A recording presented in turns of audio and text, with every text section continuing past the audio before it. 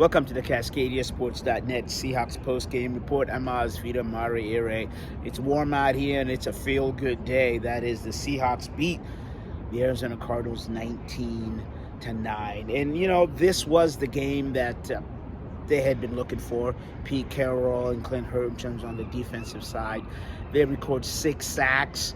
And, and you saw the emergence, right? Tariq Woolen, again, 4 games in a row, 4 interceptions, which is just the 3rd rookie in franchise history to do that. And it's been done 7 times before that. Who would have known? But there you go. That is in terms of 4 interceptions in 4 games. The play of the defensive line really was the key. I talked about the 6 sacks that they had. How did they do it? The ability to set the edge. That is, while you had push up front, Uchenna Nwosu was able, and company were able to set that edge and contain Kyler Murray, which is not easy. And the Arizona quarterback still had 10 carries for 100 yards. Kept him out of the end zone. But that's really a hard thing to do, but they were able to do that today. That is the Seahawks defense. You got push up front, and then you were able to set the edge, and also they had some amazing 4th down stops the Seahawks defense did, and that really carried them over for this win.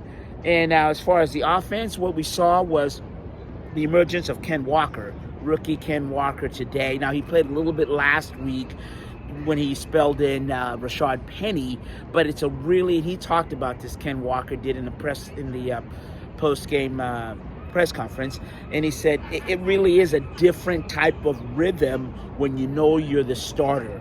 And he got his 21 carries, 97 yards, and it makes a difference. He said, when I know that I'm going to get more carries while I'm in there, I can find a rhythm. And you really saw that today.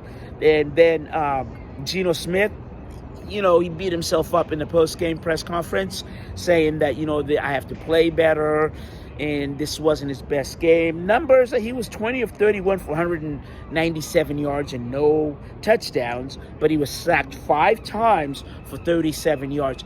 I thought his ability not to throw an interception and in those 5 sacks, keep the ball was key. Because what happens is you live to fight another day, and that's exactly what he did. You move the chains. When you get sacked, you can punt it and then have your defense today, like the defense did today, have your defense make up the difference. So no end zone for DK and Tyler Metcalf, and you still win. You'll take that if you're the Seahawks, Shane Waldron and obviously Pete Carroll. Now look, it's not something you want to keep doing every game, but I think it bodes well. If you can have your 2 big playmakers not get it in the zone, the red zone, and score, and you still win, I think you're really beginning to, turn the corner in terms of diversifying your offense.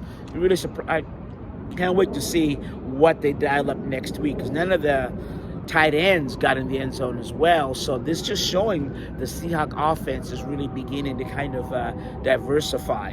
But as I said, you want to make sure that moving on, that at least one, if not both of those players, Tyler Lockett and DK Metcalf, get in the end zone, because you're not going to win too many more games without them seeing there. So overall, I think the defense found its footing. The offense did just enough for the Seahawks to get this win. And I'll leave you with what Quandre Diggs said in the postgame. He said, you know what?